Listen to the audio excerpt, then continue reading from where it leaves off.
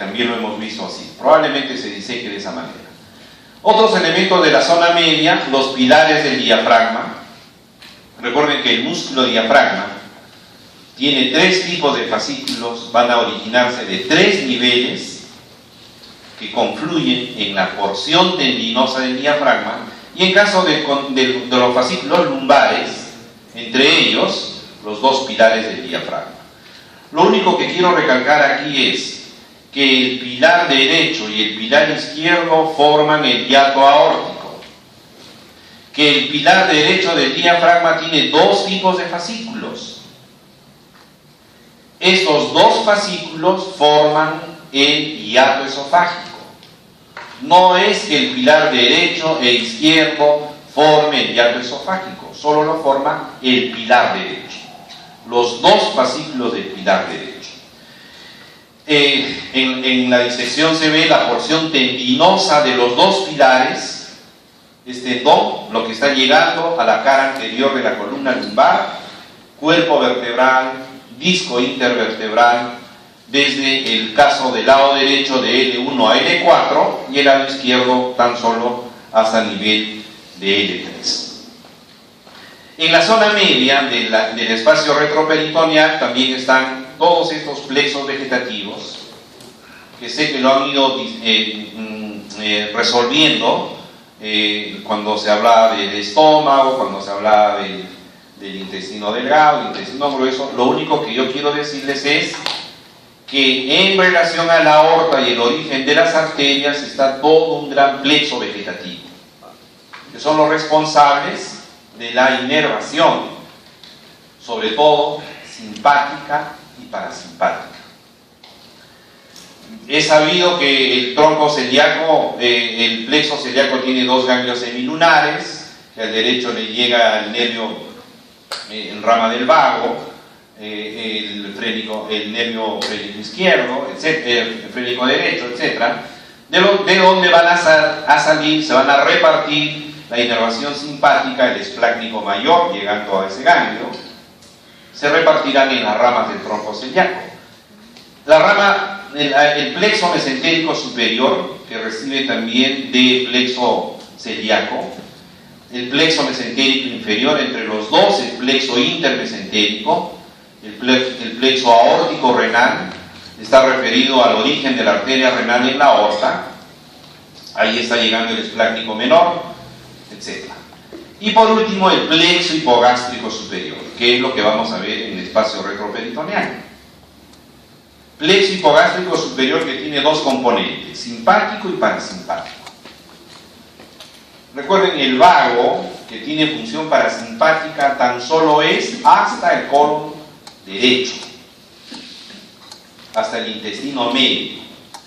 El resto del colon, la inervación parasimpático, ya no es el vago, es el nervio esplácnico pélvico, ¿no? Es los nervios de los segmentos sacros 2, 3 y 4, la N no tiene nada que ver aquí. De los segmentos sacros 2, 3 y 4 sale el parasimpático sacro, que es el nervio esplácnico pélvico, que es el que va a inervar parasimpáticamente a las vísceras de la cavidad pelviana a través del plexo hipogástrico inferior, y va a mandar ramas para la formación del plexo hipogástrico superior. Este nervio esplácnico pélvico es el que inerva desde el punto de vista parasimpático al colon izquierdo, sigmoides, colon descendente, etc. Y el componente simpático viene desde el esplácnico mayor, ramas de T10, 11, 12, esplácnico inferior, y L1 y L2, que es la cadena simpática lumbar. Cadena simpática lumbar. Todo eso con respecto a la zona 1. A la zona 2, laterales del espacio retroperitoneal, los riñones, ¿no? Vamos a describir a los riñones. En primer lugar, los elementos de fijación que tienen ambos riñones. Lo voy a describir de manera muy concreta, lo que se llama la célula renal. Primero, aquí está el peritoneo parietal, que está determinando el espacio retroperitoneal. Miren cómo aquí el peritoneo se va a cubrir la pared posterior del abdomen para determinar el espacio retroperitoneal. De línea verde es la fascia endoabdominal o fascia transversalis. La fascia endoabdominal o la fascia transversalis va a originar a la fascia renal. Esta es la fascia renal. La fascia renal tiene dos hojas. Una hoja anterior que va delante del riñón, de la cava y la aorta, y una hoja posterior que va a estar relacionado a la fascia transversalis y a los músculos de la pared posterior, se llama la fascia de Zuckerkopf. A esta hoja posterior se le llama la fascia o la hoja de Zuckerkopf. Entonces, la celda renal está determinada entre la hoja anterior y posterior de la fascia renal, que también le llaman la fascia de Gerota.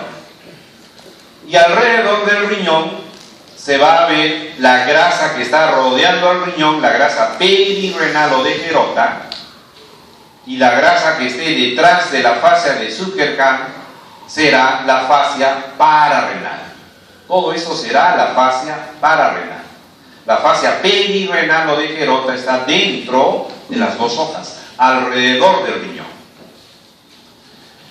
Miren, en una tomografía bien hecha se puede observar lo que acabo de mencionar. Miren, la fascia renal, hoja anterior, la flecha está indicando la hoja anterior de la fascia renal, hoja posterior de la fascia renal, celda renal. Lo que se ve de negro es la grasa perirenal, o sea, la grasa de Gerota.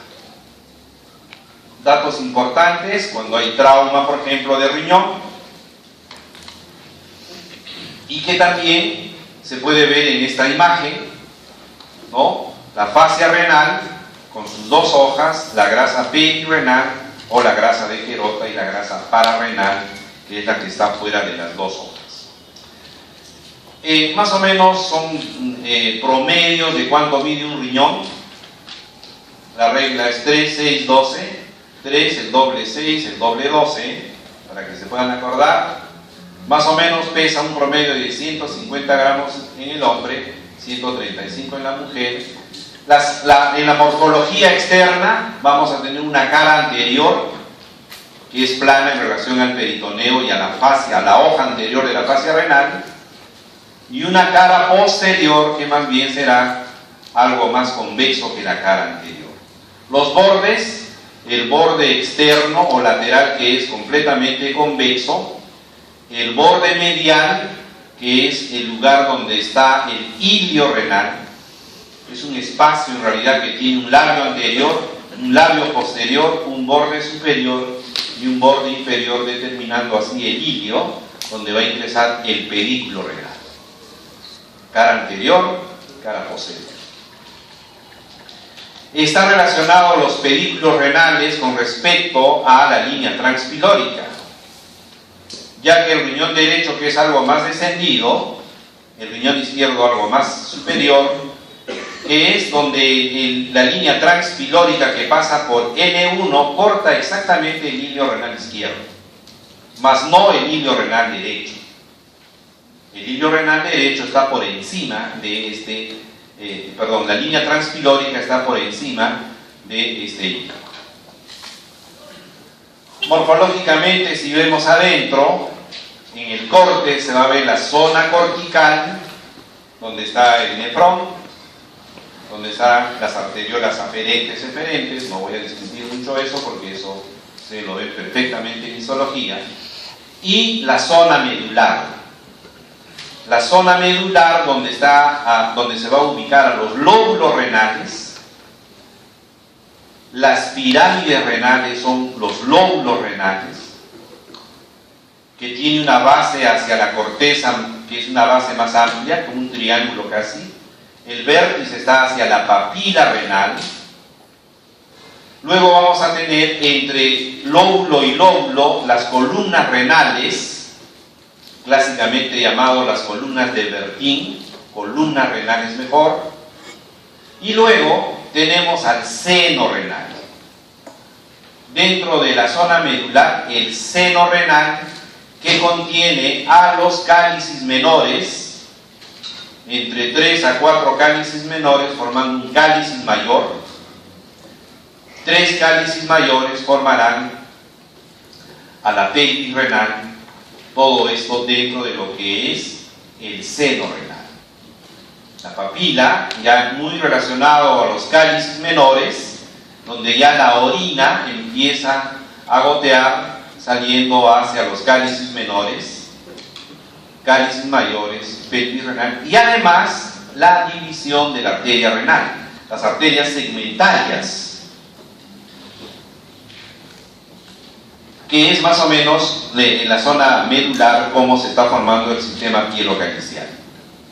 Los uréteres, que van a originarse a nivel de la pelvis, ¿no? Un promedio, algunos dicen de 25 o 30 centímetros, tiene una porción abdominal, tiene una porción a nivel ilíaca, tiene una porción propiamente pélvica, hasta que llegue a la cara posterior de la vejiga, terminando en la cara posterior intramural de la vejiga. A lo largo, los uréteres van a recibir sangre de diferentes arterias. En su inicio, en su origen, los uréteres van a ser irrigados por las arterias renales. La arteria renal genera las arterias pielo-ureterales, que son los que irrigan más o menos el tercio superior del uréter. Miren, las arterias gonadales también irrigan al uréter. Pequeñas ramas de la ilíaca común para el uréter.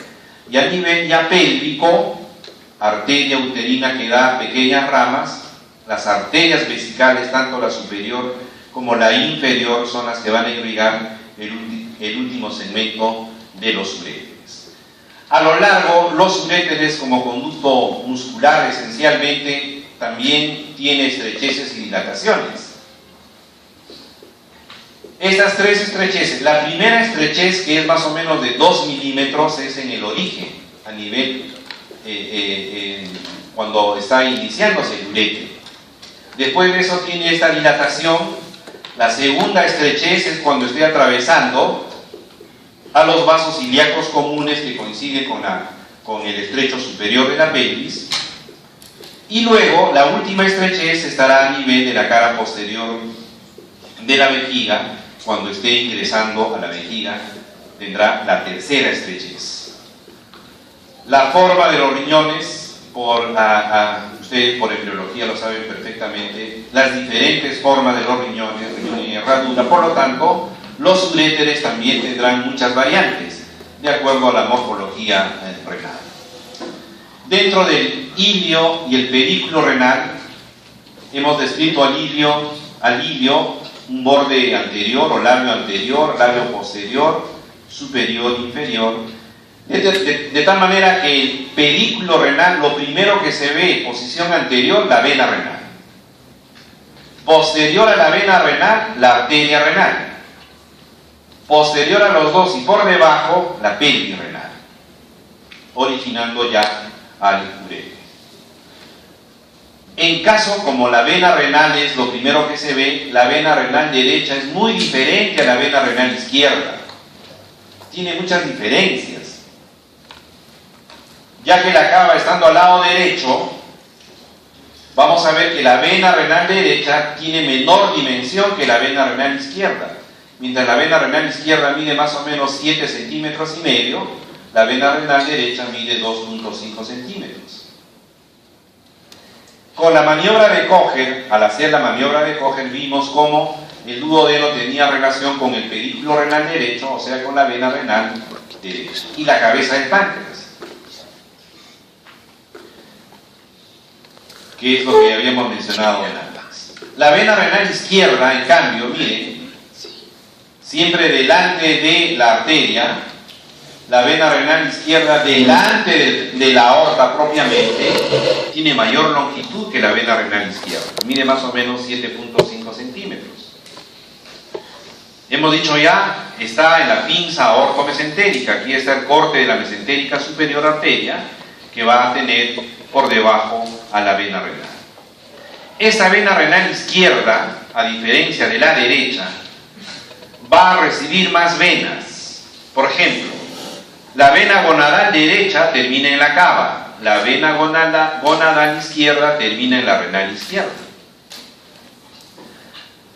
La vena capsular o suprarrenal derecha termina en la cava, la izquierda termina en la renal izquierda.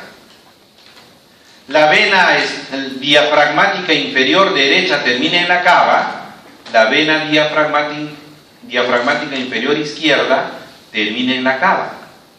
Perdón, en la renal izquierda. Muchas veces se une la capsular izquierda con la vena diafragmática inferior para terminar así en la vena renal. Claro, las venas ureterales en los dos lados, no es diferencia. Como pueden ver ustedes acá, la vena diafragmática inferior, la capsular izquierda forman un tronco, podrían terminar por separado, la vena gonadal izquierda y también las del plexo ureteral, como drena las venas ureterales y las venas del plexo capsular.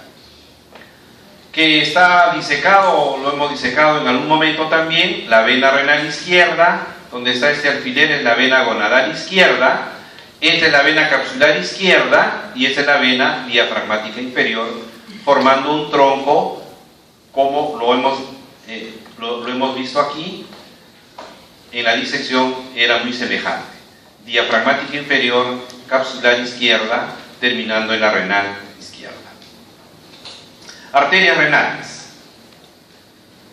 Los riñones reciben un promedio de 1 litro de sangre en un minuto. Eso equivale más o menos al 20% del gasto cardíaco.